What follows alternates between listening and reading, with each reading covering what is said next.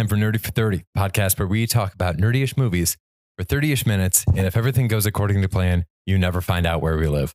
My name is Kevin Bauer, a.k.a. the Critic's Choice. With me, as always, the People's Champ, Tim Keck. Reporting live from Astoria, Queens. We are here ready to do our thing. If you feel it, chase it, baby. You know where we are. Come for us. Jesus Christ. It's Tony Stark and Iron Man 3. You know where I live. Listen, I'm going to start taking off my glasses the way action heroes take off their sunglasses. Sure. But it's just weakening me. Yeah. You know, like they take off their sunglasses so that they can see clearly, whereas I'm just going to be like worse off. You know what's funny is we didn't talk about this in the Daredevil pod, but there is a moment in Daredevil in 2003 where he thinks he's seeing Elektra for the last time. And so he takes his glasses off so that he can, like, I guess, sense her more clearly. I can't think of why in the world the glasses would have prevented any kind of a sensation for him. But to anyone else watching, as a blind man takes off his glasses to gaze toward his beloved one last time, they would just be like, what is happening? So I feel like it's just, he is just creating the illusion for himself that he can actually see. So he's taking off his sunglasses because to him and then he makes it very dramatic where he like kind of like opens his eyes like this, like he really like is tricking himself into thinking this is him seeing. Yeah. You know, I think that's that. I guess Ben Affleck wore like the contact lenses. That, block out his ability to see that whole movie. But we're not talking about Daredevil today. Donnie Yen though. Donnie Yen. What would you do for Donnie Yen, current Donnie Yen, to make a Daredevil movie? Oh my God. I'd crowdfund the shit out of that, dude. Oh my. I still think he'd be Stick. I think he should. It's Stick. crazy he isn't playing Stick in Marvel. That is a major missed opportunity, and he should be. He'd be great. Absolutely. And do a whole thing with the hand. That would be wild. Yeah. It'd be so fun. They could do like a whole street level Avengers movie that they build to where it's just them fighting the hand and just get all these guys in it. I mean, like, that's exactly what they tried to do with Defenders. That is what they tried to do with the Defenders. And they even got Sigourney. They wasted Sigourney. Yeah. Well, we're not talking about that today. We're talking about the movie Flubber. It's another throwback. The Robin Williams classic, produced by John Hughes. I didn't realize until the opening credits of this movie. Wow. Which, while a kid's movie, was a pretty enjoyable watch. What do you think, Tim? Flubber slaps, man. It was very pleasant. It's very goofy. It's clearly for children because the relationships don't make any sense in it. Sure. It's clearly what a kid would think of as an acceptable way to marry somebody, which is Robin Williams and his fiance, Marcia Gay Harden. She is the principal of his school, and he's just a teacher there. And they only interact at the school. And then they go back to their separate houses and do not interact. Yep. And they're going to get married. And this is the third time they're trying to get married. And he has just not shown up to the last two because he does crazy experiments. Yeah. And they don't really talk about it, except randomly they bump into each other at lunch. Robin Williams is like, wow, what a pleasant surprise. He didn't know where she was going to be. And then she just, and then she's like, well, we're going to try one more time. And her friends are like, yes, I think you should spend more money on it. Go bigger, go bolder. This will really test him. Yeah. It's, and as a kid, I'm like, yeah, of course. This is it. Yeah. You get 3 tries. If I miss my wedding, I'm going to get 3 more tries at this. It's absolutely insane. and then when she's like, you know what? This is the last straw. I'm like, you're right. He's out. 3 strikes. That's fair. That's a fair way to do marriage. When it's really like, listen, you know who this guy is. This is a guy who doesn't show up for things. Also, the conclusion of this movie is that they get married, but Robin Williams is in his lab talking to her through Zoom. So he didn't learn anything. He's just still there. And I don't think it's a compromise. I think if this was a real life, she would just be like, listen, I'm going to swing by the house and pick him up. Oh because my God, he needs to physically be here. Because then they get in the car together and then they're flying around after. He can be there for the car, but he can't be there for the actual ceremony. It's wild. But as a kid, again, I'm like, this is what true love is. This is what we're all chasing. Yeah, it totally makes sense when you're a kid. As an adult, I'm like, I think she technically legally married that robot that he was on the video screen. She married the robot? She's married to Weibo Jr. Okay, I did. Oh man, I need to look this up. I did ask ChatGPT because You wanted to see what ChatGPT would make itself look like if it was a sexy lady? Definitely. I Googled first gay kiss in Disney. Oh, And they said this first same-sex kiss in Disney was in Star vs. the Forces of Evil, an animated Disney Channel series, in the episode Just Friends. A concert show scene briefly shows background characters of the same gender kissing. The first on-screen one, like on the big screen, was for Lightyear. And I said, what about Weibo and Sarah from Flubber? And they said, good catch. And then they say, good catch. She generates the image of Sarah and kisses Robin Williams. And they're like, that's not a same-sex thing. And I was like, no, what about Sarah and Weibo? And they said, yes, Sarah kissing Weibo on the top of the metallic case. Although it's technically a kiss between two female-coded characters, it's more of an affectionate gesture than a romantic same-sex kiss. Also, it's a robot. So, but you know, my wheels were turning. I was excited about it. I thought we were like really tapping into like the progressive world of Flubber, where, you know, this is an old movie, and it was just nice to see us all be mature about her making out with this female coded robot. Yeah, there was tongue. They, it's interesting that this movie did predict the use of reaction GIFs. Like Weibo pretty much talks in reaction GIFs the entire time, which is pretty wild. Yes. It was like this, and then Bumblebee kind of did like an audio version of it. But it was neat to see like, oh my God, that really kind of ended up happening. Weibo is wild. The idea of Weibo, the design of Weibo. We have to talk about this a lot. So Weibo is, if you haven't seen Flubber since 1998, Weibo is the floating yellow robot, and then Weibo Jr. later is the daughter of that robot and Robin Williams' consciousness, a real vision from Age of Ultron situation for Weibo Jr. But yeah. Not to keep getting bogged down in gender, but is Junior, I feel like only guys are Junior. There can be female juniors. Is there really? Is there a Stacy Jr.? You could be, yeah. I know in theory you could, but that doesn't mean it's to be done. I think it's been done. We can look this up, but I'm pretty sure it's done. Maybe it's just like guys are the only ones conceited enough to think like their name deserves to be passed on. I think that's probably what happens. Know? Like you're like, who would name their kid a junior? And it's like LeBron James. That's what's going to happen. Yeah, this guy, 100%. One of those famous people on the planet, is going to give his son the exact same name, even though he knows there's no way he's going to be good at basketball. George Foreman. George Foreman is maybe the most prolific junior maker in history. Like, I mean, there's 7 George Foreman juniors. Yeah. I think also with LeBron, I saw a picture of him and his wife, and she is shorter than him. But like, I guess I was looking at it as like basketball player DNA. Oh, yeah. You know what I'm saying? Where he's like the best in the world, right? And then he's just kind of watering it down by having like a normal person. Sure. You think like he should have found like, I'm saying, you know, like if he'd found, you know, just like the best female basketball player in the world, it would have kept going. But he decided to marry a mortal. Yeah. You know, it's like Hercules is a demigod. Yeah. He's not Zeus, you know? So he's giving birth to Hercules. I guess I'm just saying he knows there's no way his son will be as good as him, I feel like. Well, I think maybe this is LeBron's attempt to escape the Nepo baby situation. Like maybe he understood that he was like creating a Hercules situation and trying to give Bronny the ability to overcome and earn his place in Mount Olympus.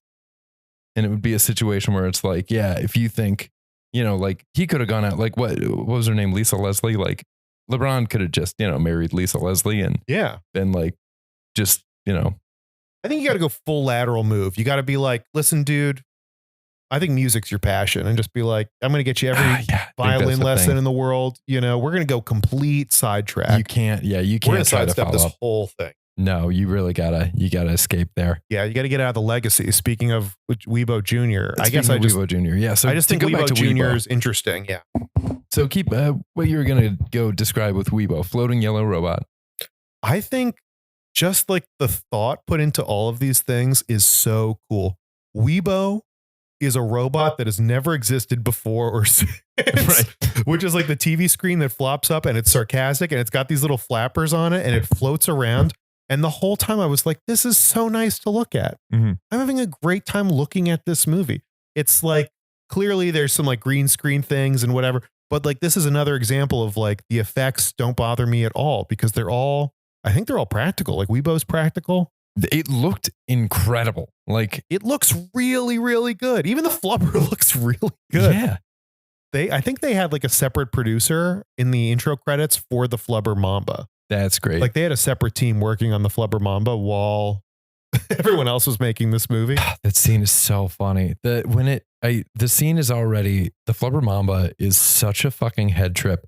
And then when it gets to the point where you go down the line of all the Flubbers, and then at the end, it's one Flubber holding a female Flubber in a dipped like dancer pose, and a spotlight hits them and they do a dance. It's like, this is psychotic in the best way possible. It's adorable. Adorable. It's awesome. Weibo is fascinating on its own because every other invention that Robin Williams has kind of barely works. It reminds me of like the Pelzer fruit blender and stuff in the movie Gremlins, where like the dad keeps trying to make all these inventions and they all kind of suck and they just like grind up oranges and fling them all over the place. Like Robin Williams feels like it probably took a lot of failure to get these things that look like they were made by erector sets to barely work and like make him his breakfast every morning. But they do work. They do work, but we watch like a 2-minute long intro sequence of all these like, again, like Rube Goldberg machines that are creating this breakfast for him. And it's all these clunky things that are made from other household appliances. And then a sentient AI that can hover the video screen that can access any video clip on the planet in 1998 floats on in and starts talking to him and going through his daily schedule. And it's like the difficulty that it would take to make Weibo is so far past anything else in his house that it completely shatters the reality of the movie. He even says later that he doesn't know how Weibo is alive. This man accidentally created life and created the vision. And he created the vision. He goes through, I was paying attention to it. He goes through and he kind of accidentally creates all of the different Avengers powers in this movie. He definitely creates the vision. You could explain Flight. He's got super like, strength, I guess, or like the bouncing thing. Yeah, he's got his own kind of version of like, you know, the Flubber engines are kind of like his own version of the arc reactors, right? It's clean, sustainable energy. You could explain the way Captain America's shield bounces and is able to reflect everything by the fact that it's coated in Flubber. This guy single-handedly could take on the entire Avengers and look through it. There should be a hero that's just Flubber, right? That just bounces a lot. Do you think it would be, I was thinking about this. Yeah. Do you think if he had taken the Flubber that he invented and decided to become a hero, do you think it would be like a Venom situation where the Flubber would like engulf him? But then he just becomes like a giant, like fat, like green He's Flubber. Like Baymax from Big Hero 6, just a big Flubber Robin Williams. That's like, amazing. Who's that one X-Men character where it's like a big pink blob? Not armor when she's I know armored what up, you're talking about. but The new guy who's skeleton. got like the skeleton. His like organs are floating inside of like a pink gel. So sick. I always love the way that one looks. Saw one thing where they lit him on fire. He attacked somebody and I was like, this is cool. That's, you know what, on the superhero thing, the flapjack flippers and Weibo, it made me think of like anytime Tony Stark like starts working on his cars, it's like, really, you're creating AI, you're doing all this complicated stuff, and then you're working on a car. It's like, this is just such a step down for you, I feel like, intellectually. But maybe that's like peaceful about it. I thought the Rube Goldberg machines were so fun and they're so violent. Yeah. Like it flops the pancakes. It does like a laser to crack the egg. And there's like all these sounds and it's very satisfying to watch. Oh yeah. It's like bright and good looking and the pancakes looked amazing. Oh, they look delicious. The eggs are perfect. And I do think it'll work. Yeah. Plate. But but you're right. He created artificial intelligence. That should be enough to make him the most famous and successful person on the planet. But he's always been like, I can't recreate it. But it's crazy that he can't recreate it. But then Weibo just downloaded herself on a laptop as her kid. So it's like, so they could recreate it. Oh, for sure. Weibo was able to create a hologram, project a hologram for herself. These guys the henchmen come and look through the window at Robin Williams testing Flubber. They should have been like, yeah, we don't know what this green stuff was he was making, but this robot is going to make us trillions. Yeah, they smashed $1 billion with a baseball bat to take the green goo. to take the green goo. That's pretty much useless. Like, you're just bouncing around. Like, what are you going to do? Unless it's flight. But they didn't. Oh, they did see the car. The guy did see the flying car. Yes. The henchmen too are another one that I wanted to talk about. The henchman choices in this movie. They chose the henchmen. They chose the two working actors at that time with the wildest voices. They got Clancy Brown, Mr. Krabs, and they got the guy who played James Gumb in Silence of the Lambs. The other henchman besides Mr. Krabs was the guy who did the tuck dance in Silence of the Lambs. Wow. He was like, well, put the lotion in the basket. They looked familiar, but I did not place that. Yeah, they're interesting. It's the only thing that I've ever seen that guy in besides Silence of the Lambs, and it is jarring, Tim. That is polar opposite ends of the spectrum. You got to imagine, too, the bits Robin Williams was doing with that guy on set were probably hilarious. They're laughing so hard off camera, those guys. And the bit with the balls and just the bowling ball and the whatever golf ball that just messed these guys up, Home Alone style. I loved it. I'm here for it. Just the ball keeps bouncing up and down, and just a recurring bit of the balls coming down and hitting those guys through the entire movie. Throughout the movie, they're just getting hit constantly. I was wondering how questionable the science is in this, but apparently Bill Nye, the science guy, was a science consultant on this movie. Are you shitting me? Yeah, that's what I heard. That's really cool. Take that for what it's worth. But I'm pretty sure Bill Nye was working on this. So the physics of like the flubber and like punching off of stuff, and it's kind of like an inertia machine,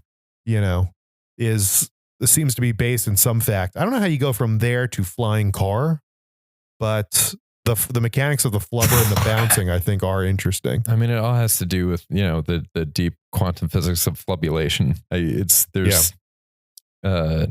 Even though punching somebody with flubber, that part I thought was weird because you have the flubber. The flubber is the thing that bounces, right? Right. So you punch someone in the face, you'd think it would just bounce off of them immediately. But if it's my arm and I punch somebody and then the flubber bounces back, I feel like I would just break every bone in my body as my fist just tries to fly away from the face I punch. Interesting. Yeah. Because I was kind of thinking the way that I was explaining this, because, the easy take on the violence and flubber is the Home Alone take that's so tried and true, which is like, how did the guys in Home Alone not get killed by all the stuff Macaulay Culkin was doing? I feel like flubber adds another level to it because we could understand that the reason that James Gumb is not killed by a bowling ball hitting him in the head at 60 miles an hour is because we could say that flubber doesn't impact anymore. Like maybe it impacts just a friction of the amount of force that a fraction of the amount of force that would go normally. And instead just like redirects stuff as more inertia. So you could say that like where normally like, I don't know, let's just say bowling ball 60 miles an hour. Let's just say 100 million foot-pounds of force would normally have gone into this guy's skull. Let's say that it redirects it. So maybe like a foot-pound of force goes into his head and then the rest of it is directed into upward momentum for the bowling ball. Right. Like it disperses the energy like vibranium style where it's like it doesn't absorb all of the impact. It absorbs the impact into itself as opposed to putting it into another target. Yeah. God, now I just really want like, this is going to be either really good or really bad, but it just makes me think of like Robin Williams riffing about vibranium and like what it would be like to just be able to hear Robin Williams talking about all these different like, God, I was thinking about Robin Williams during this whole impression. Just, hey, hey, what are you doing? That's why it's just a confused Sylvester Stallone. I guess I was trying to. My first thought was the genie from Aladdin, but I don't really like. What do you mean? We gotta go to this. And then we're going here. Oh, there you go. What do I do? It's the thing. It's all so fast. We'll make so many different gears. And then it's not. Now I'm a genie and I'm sad. Yeah. I don't remember any of the lines from any of this. Flubber. I don't know. That's your Robin Williams. Want to hear my Robin Williams impression? What are we gonna do? We gotta get this flubber somewhere. Gotta put it somewhere. Don't know where to put it. Where are we gonna put it? Oh, we need somewhere to put it. Like he does. Like we need somewhere to put it. Yeah. Oh, Robin. I got just the place to put it. Oh, put it somewhere. I'm not gonna like where I put it though. Like he just does like a whole bunch of shtick like that. Yeah. Yeah. I was watching. Oh God, who's like the old white dude who does like the roasts? Oh who's boy, like the that's Italian a Jewish big- guy who was with Frank Sinatra, Don Rickles. Oh, Don Rickles. I was yeah. watching Don Rickles things, and like there's just like some types of older comedy where I'm like, I don't know what the heck they're doing, but I love it. And Robin Williams is in that category for me, where he's just making all these weird voices. Like if you watch his stand up, I'm just like, what is he talking about right now? Oh And yeah, man. and I love it. But watching him in this, I'm just like the whole time I'm like, this guy's amazing. I could just watch Robin Williams, and he's doing all this stuff by himself. He's in a room and he's pretending to catch stuff. There's no Flubber there. It's just him in a room making magic happen, and then they CGI it later. Tim, I got to tell you, it took me until about halfway through this movie to have the same realization. And that is how incredibly dialed in his physical performances in this movie. Really good. I mean, it's Robin Williams. His physical comedy is unmatched. It's insane to think about the fact that like all the stuff he's doing in like the basketball scene where he's just like barely touching his foot to the ground and rocketing it back up. I mean, holy shit. Like these things it's unreal, the stuff he's able to do, to the extent that, I mean, like I said, it took me halfway through the movie to realize, oh, that's not there in the scene with him. He's just crushing this. Yeah. He's just pretending it's there. He's just like miming the whole thing. It's awesome. Yeah.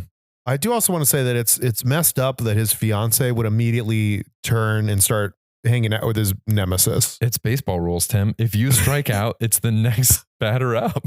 Next batter up, but in no situation would it be acceptable. Honestly, in no situation would it be acceptable for her to be hanging out with him at all if they're together. Like, this is the man who's betrayed him the most. This is his nemesis. Yeah. And she's just like grabbing lunch casually with him. No, she can't have any relationship with, you got to be on the same team here, you know? And we're Team Robin. We're Team Robin. We're not hanging out with Shooter McGavin. Okay. No, fuck no. So she is like, my third wedding, 3 strikes, you're out. Now I have to go immediately to his nemesis, who, by the way, is such his nemesis that he wants to steal all of his ideas and then his girl. Mm-hmm. That's true criminal. Like, do you think he's turned his back on love in his own life so that he can haunt around Robin Williams and wait for the opportunity to hurt him again by taking his girl? I think so. Yeah. I think we can only assume it's truly, it goes into the zone of like a fixation. It's like, what was the name of that movie? There was an Ali Larter movie where she like tried to become another woman, right? Like it was a thing where she was like so obsessed with this other woman that she like starts by moving in near her, and then she starts dressing like her and then doing her makeup like her. And I think she like dyes her hair and starts like going by her name and then tries to steal her husband or something, or boyfriend. And that's what I it feel feels like. Yeah, he's trying to like fully take over Robin Williams' life at that part. At that point. It's very strange. And then after all of that stuff's established, then like 30 something minutes in, they introduce this guy, this rich guy who it turns out Robin Williams flunked his son. Yeah. So now he's interested in this guy and he's going to steal the flub. Like they introduce another bad guy. Oh yeah. In 30 minutes. There's like so many characters in this, it feels like, and it all works. Like I can't believe we had Shooter McGavin, who's like the worst person ever. And then we have an evil old white dude who's going to try and, buy the school and shut it down. Like there's just multiple layers to this. And it's a very complicated story, Flubber. It is, but I mean, somehow it all works. It's a breezy watch. It is like this it really is. This never is a felt like a burden to watch at a all. beach read. I did a double feature last night of Flubber and then Final Destination.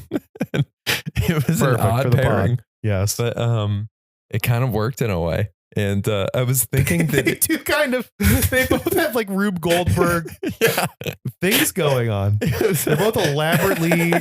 They're both useful in an elaborate way that makes it almost useless. Oh my God.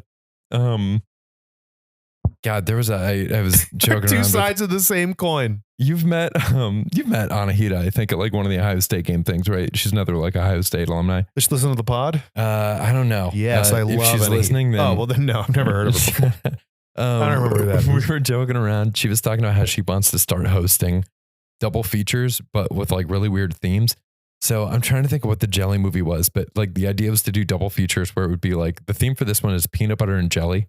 And it's like Peanut Butter Falcon and then like a movie that has jelly in the title. We got one, but I can't remember. Then a performance from Jelly Roll. Yeah, something like that. Or like maybe it was like Peanut Butter and Wally or something. Where it's like Peanut Butter Falcon and Wally. I feel like Yeah, It'd what would be go fun with to do a Wall-E? couple Like just parries. a pun on the name, and then you have to sit through 2 okay movies. Yeah. Yeah, I think that's the key. We need to be doing, For you know doing what for I the would pun. prefer every single time is instead of these 3-hour Oscar movies, I would prefer it every single fucking time if we instead got 2 tight 90-minute movies that have like, a 10-minute break in the middle for you to go get snacks and use the bathroom. That would be awesome. I would love to pay to see a movie at a theater. I'll do the full Regal, like $26 if I know that I'm going to get to go. I'm going to get to watch Flubber. I'm going to go to the bathroom, and then I get to watch Final Destination. That would be cool. And again, two 90-minute bangers too. Yeah. Flubber, a tight 90, and they are just I'm having a great time watching Flubber. It's fun. It's just a good breezy time. It's a beach read. Yeah. Flubber is. For sure. Man. And then the basketball game should go down as one of the greatest basketball games in cinema history. I gotta. Would you take in, like, people do like drafts of movie characters for different things all the time? I know we've heard of basketball. Yes, players this is why we did this movie, is because we were talking about the fantasy draft. That's how we did it. And they did not mention Flubber because you got to mention Flubber. If you're making a basketball draft of movie characters, Flubber's got to be on there, or you get Robin Williams, assuming he'll bring Flubber to the table. Mm-hmm. Now, let's say hypothetically you're watching a game, right? And one person on the other team flies through the air full court and dunks the ball. What are you doing? If you're reffing that game, are you really going to be like, nothing in the rule book about jumping too high? Or are you going to be like, we need to leave here? I don't know what's happening, but we can't be around this. What would your genuine reaction to be to watching LeBron fly through I think it'd have to be fear. There's no way. My thing, it's the exact same reaction that I would have if in real life I got superpowers. Like the same thing that happens is like an inciting incident in most superhero movies. My immediate knee-jerk reaction would be a deep sigh of, oh God, I lost my mind. And I would immediately go seek out psychiatric help. Like if I got bit by a radioactive spider and I woke up and could shoot a spider web, I would be like, oh, okay, I'm crazy. Like, that's the only explanation for this. If I shrank down to the size of an ant, I would be like, well, I better go get a giant phone book and try to find someone that can help me. Yeah. Well, the shrinking would be tough. So the shrinking would be tough because it's like changing your worldview. Right. Right. Like if I became a ghost or something, that would be trippy. Yeah. If I just woke up and was super strong one day, I feel like I'd roll with that pretty well. I think I just feel like this is my life now. I'm just awesome. I think if I, woke up and, tried to open my car door and the entire door ripped off the hinges, I think that would still be enough evidence for me to be true. Like, well, the only time that this happens is when people have a psychotic episode. So I guess the time is finally right now. I guess the bath salts are hitting. The night salts got me. Night salts. Okay, so basketball and basketball draft, because the Ringer one, they didn't have any fun with it. Yeah. So obvious picks for the basketball draft are Bugs Bunny. Let's say Lola Bunny. Lola Bunny. Sure, you perv. Flubber. We'll get Lola in there. What do you think are like the from Space Jam 1, if you know what I mean? I know your entire search history now. Yeah, who's on the Mount Rushmore of like goofy basketball scenes? Like it would seem like Flubber, Airbud. I think I think the shoes from Like Mike need to be on there. The shoes from Like Mike, and then and I think in that sort of scenario, you're like, what if Airbud wears the shoes from Like Mike? And you go to him in Flubber? Yeah. Really, we just need to build the best basketball player. We code Airbud and Flubber, put him in the shoes from Like Mike. We feed him some of the Michael's secret stuff from... Yeah, and then Mike's secret stuff from Space Jam. That would be amazing. That's a... damn. Yeah. That would be like what Airbud would have to do to prove that it's worthy of being LeBron James's dog. Yeah, it just picks Mjolnir up in its mouth. That's so funny. That'd be great. Damn. That's the team right there. I think it'd be an unstoppable force. I think you've built, like, in that instance, we built an unassailable force of basketball. And I think no matter how powerful we make that dog, I don't think that it's past the boundaries of what Tom Thibodeau could injure. I think you give that dog to Just keep Thibodeau. talking about Tom Thibodeau. It's playing 90 minutes a game. Tom Thibodeau plays his players in dog years. Those things are they're stacking up. Jesus. Yeah, I think we just created like one of the most powerful military forces on the planet. I think so. Bud. You can One of the send most that powerful thing weapons. Yeah, you can send them into space. You get our boys back from that shuttle or whatever. Yeah. Did you hear that? I guess this is dating the pod. But did you see the thing where there's like astronauts trapped in space, and then Trump was like, maybe they'll fall in love. Are you shitting me? He said that? He was talking about like maybe they'll like kind of get together or something, and I was like, this is.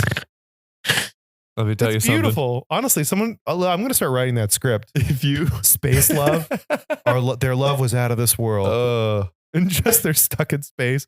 That's a meet cute where shuttle it's like of love. Shuttle of love. Oh man, because you're trapped in space with literally the only other person there, just the two of you, and you hate them. You hate their guts. Yeah, and then you're stuck up there. What are they doing right now? If you're in space, already you're like in a different level of like mental fortitude, right? The idea of being put in a tiny thing and launched down to the void. If you're on a submarine or in a space station, that's great. That's wild. I respect the hell out of it. But the idea of them just being like, we're trying to get back to you, I would be losing my mind. How do you not go completely insane out there? Look, this is the exact same kind of conversation that I'm trying to remember. I think it was The Martian. This is the exact same conversation that shut down our Martian pod just because I was like, look, frankly, they should have let him die. It's insane the expense they put into saving one guy. There's so many people who are it's not fun. There's so many people that just freeze to death because they're on the street, and it's like they don't have a place to sleep in the winter. And meanwhile, the government in the movie The Martian spent $80 billion trying to get Mark Watley home. And the answer for what are they doing up there is like, look, it's awful. Like, frankly, the answer is that we should just eat the cost and then think really hard before we send more people up there. Like, should we be sending as many people up as we are? I don't know, man. Probably not. Now they've had like another shuttle blew up that they were going to send a shuttle up to go get him, and it blew up. Was it SpaceX? Yeah, it was like another SpaceX Jesus shuttle just Christ. blew up, and it's like, wow, we're really trying to get him. Also, how do you astronaut in space? Like, what? I've done no research, and this pod's coming out like a month after this. Yeah. But how do you? Was it really a Home Alone situation where they like get to Paris or wherever they were going and turn around? They're like, "We're Kevin!" like they poured, like people got on a shuttle, went back to Earth, and they were like, "Oh shit, Tyler and Stacy like come out of the bathroom like she was bumping uglies." They were trying to get one last in before they all got on the shuttle together and they got left behind. Yeah, because it's space. It's more fun. Yeah. And it's like, Gotta.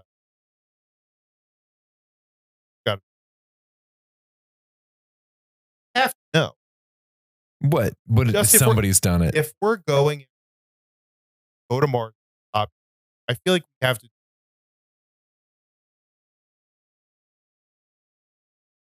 This. Yeah. Zero G has to. God, oh my God. I think it's probably not fun. Yeah, we have. In the water. Something about the scruples. Cialis. What were we talking about? Flubber? Yeah. Yeah, what if the pod was we need an ad break for Cialis? It's in the middle. Yep. We're actually, if you go on YouTube right now, video of us both in separate hot tubs and we're holding hands watching sunset while we pod. The idea of what's in the water, Cialis, the idea of like, there's a lot of countries that are facing like declining birth rates. If they started putting the Cialis in the water, like fluoride.